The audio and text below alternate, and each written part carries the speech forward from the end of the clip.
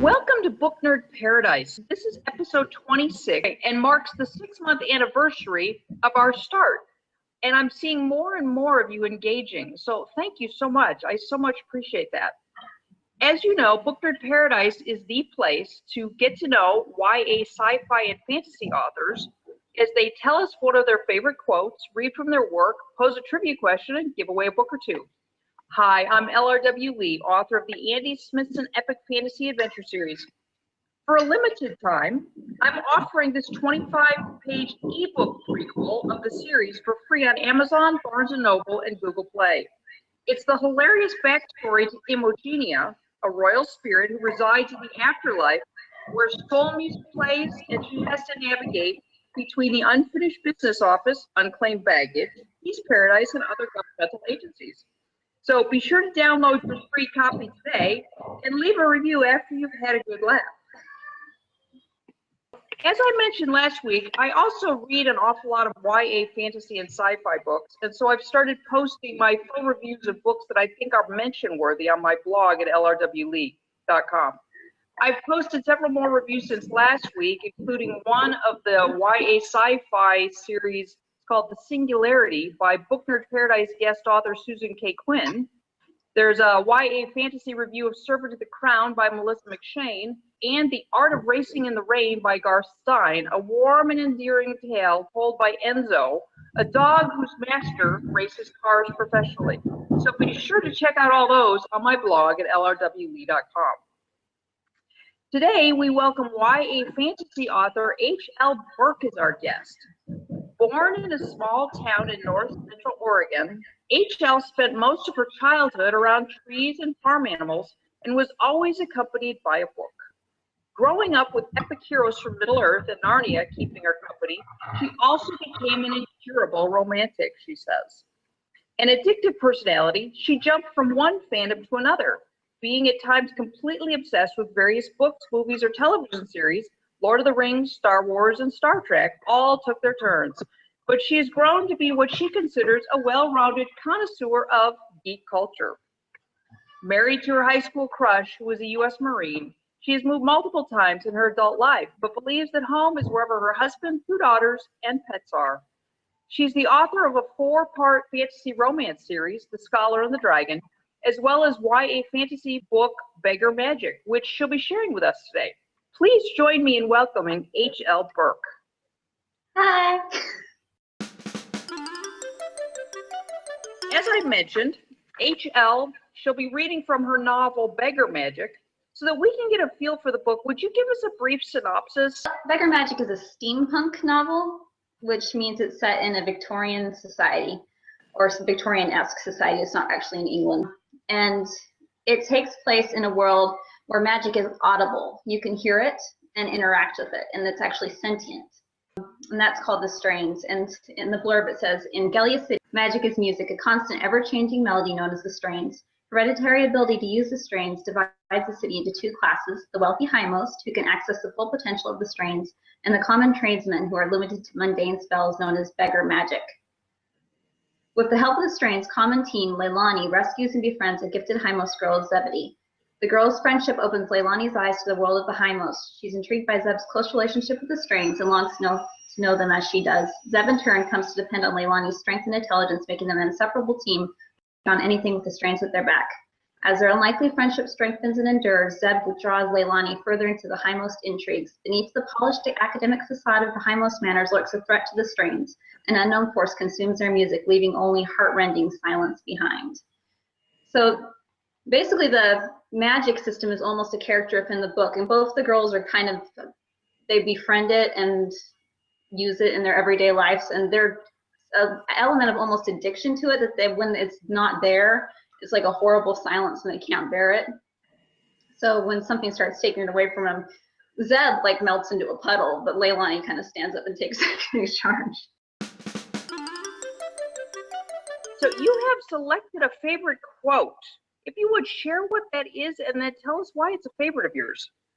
I have a lot of quotes from this particular book that I could have chosen. It was kind of a linchpin moment in my life reading The Little Prince for the first time. I read it fairly old. I was like 18, but it helped me through some rough stuff. But the one I use the most in my regular everyday life is, well, I must endure the presence of a few caterpillars if I wish to become acquainted with the butterflies.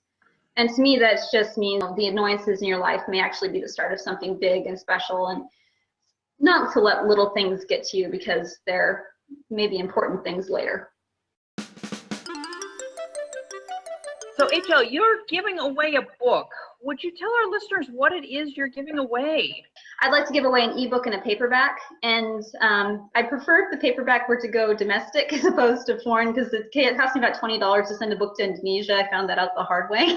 It'll be the book we're talking about, just so people can get a taste of it. That's awesome. So our domestic folks can enter for a paperback, and then international an ebook version. That's great. So to enter to win, all you need to do is leave a comment in the section below this video on YouTube, and that's all it takes. You can tell us anything you'd like about the episode, what you liked, what might be interesting for you, what you're thinking about, but just leave a brief comment and you're good to go. HL, you'll be reading from Beggar Magic. Would you briefly set up the portion you'll be reading from and then share with us? Well, this is later in the book, and the strains have been slowly disappearing in spaces that the girls have started referring to as dead spots. They come and go. They're not constant. They'll be like a black hole a couple feet wide where you step into it and the strains are gone, you step out. But they're getting bigger and more frequent, and nobody wants to talk about them because to acknowledge that the strains are in any way weakened would threaten the very fabric of Gellian society, and it's just a problem that everybody closes their eyes to. In fact, they've been forbidden by superiors to speak about it. The one who's mainly forbidden them to talk about them is Hymos Cog, the headmaster of the school, so to speak. And Zebedee's specific teacher is Brash, and he says he'll help them, but Leilani, Zeb's friend, does not trust Brash. She thinks he's got ulterior motives. So one day they come back from the investigation they're not supposed to be doing, and they find that something has gone awry in their absence. And they have to find out what, and that's the part I had chosen. The gate to Research Manor came into view. Leilani squinted at the dark uniformed figures milling about the entrance. Are those guards? She asked. Zeb placed her hand above her eyes. They are. What are they doing out here? They drew closer. Another pair approached from the direction of the observatory. Leilani recognized Mistress Straight and her aide. The aide carried a large clipboard. One of the guards, who Leilani now identified as Captain Goodley, greeted them. Our current head count is short 5, 3 juniors, an aide, and fellow Brash.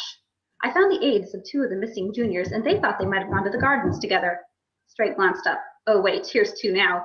You're junior fellow Brightly, are you not? And you're her aide. The girls nodded. Straight's aide marked something off on his clipboard. Leilani and Zeb exchanged a worried glance. Oh, Strains, what if someone saw us in Cog's office? Are we going to be arrested? Leilani tried to keep her face placid, but her stomach flopped. Straight's eyebrows formed a neat V. Where have you ladies been? We were visiting a friend at Civics Manor, Leilani said. Knowing Zeb might consider that a lie. Zeb was awful at lying. Can they verify that? Straight's eyes narrowed. I suppose, but why? Zeb asked. Straight rubbed her hands together. I hate treating my fellows as suspects, but nothing like this has happened before. Strains, what a nightmare. That still leaves 3 unaccounted for, Goodley said. Do you want me to send a man to the gardens? Straight shook her head. It is ridiculous to assume the culprit is a member of research. The attackers could have sneaked in and out.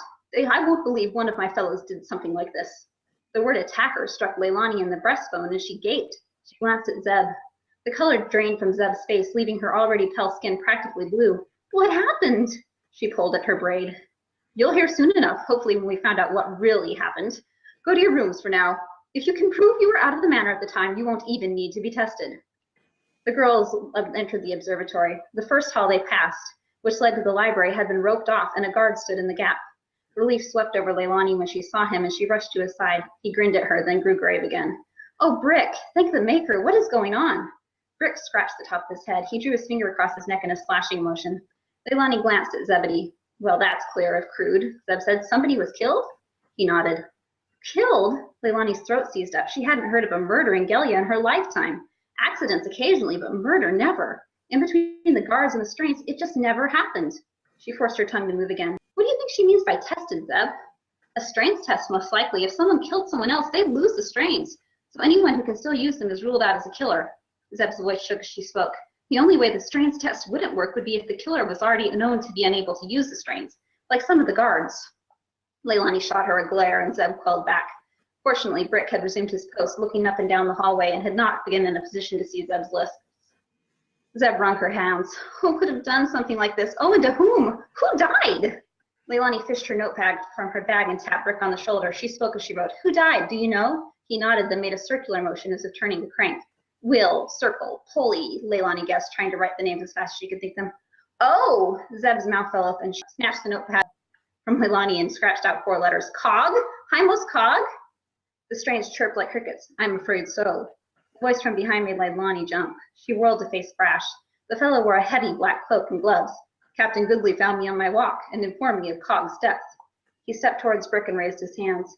You know his language? Leilani asked. A sufficient amount of it. A smile played on the corners of Brash's mouth before he grew grave again. Leilani's suspicions eased, slightly. Apparently, a junior found his body still warm less than an hour ago. Do I have my details right? He raised his palms upwards toward Brick, who nodded. How was he killed? Brick slapped himself on the back of the head. Bludgeoned. Sounds more like an act of passion than planning. Did they find a weapon? Brick shook his head. Brash cleared his throat. Miss Brightly, aid Weaver. May we speak in private? Leilani hesitated, but Zeb hurried after him, with a sigh and a wave to Brick. Leilani followed. Brash led the girls around the corner away from Brick. If this somehow involves your dead spots, then things are more dangerous than I had thought. You must promise not to resume your investigations. If someone died because of this, you need to stay out of the whole thing. But with Cog no longer forbidding it, why can't we tell people? Zeb shifted from foot to foot. People need to know. Brash shook his head. There is too much risk. In a few days, the senior fellows will elect a new hymos for research. When that is settled, I will speak to them about this. Until then, you must promise not to endanger yourselves. He reached out and clasped Zeb's hand. You have a promising future. You must promise protect that, Miss Brightly. His voice took on a simpering tone. Promise me you won't put yourself in danger investigating this. I promise, Zeb burst out. Leilani's stomach twisted. Zeb, but he'll take care of it, Leilani. We can trust him. Leilani stared at fellow Brash, trying to gaze into his soul. Come on, Strains, give me a sign. The rhythm about her didn't change. The fellow smiled a faint smile. He reached into his pocket and pulled out a watch on a chain. Look, if I'd been involved in Cog's death, I wouldn't be able to do this. Up now. The timepiece floated into the air. It hovered for a moment before falling into his open hand. Leilani hesitated. Maybe his hand hadn't struck the blow, but he could be tangentially involved. She needed to get away from him. I promise not to do anything stupid, she said. He nodded. That's always a good plan. Excuse me, girls. Leilani watched him disappear back down the hall. A moment later, Brick stepped out of the side passage he had been guarding to allow 2 men carrying a sheet-draped stretcher by. Leilani shuddered. Our guest author last week, YA fantasy author Katie Huth Jones, posed a trivia question for us. What is the name of the elderly wizard who befriends young Cale Alarian in Donita K. Paul's Dragon Spell? He's one of my favorite characters ever, Wizard Fenworth. Hey,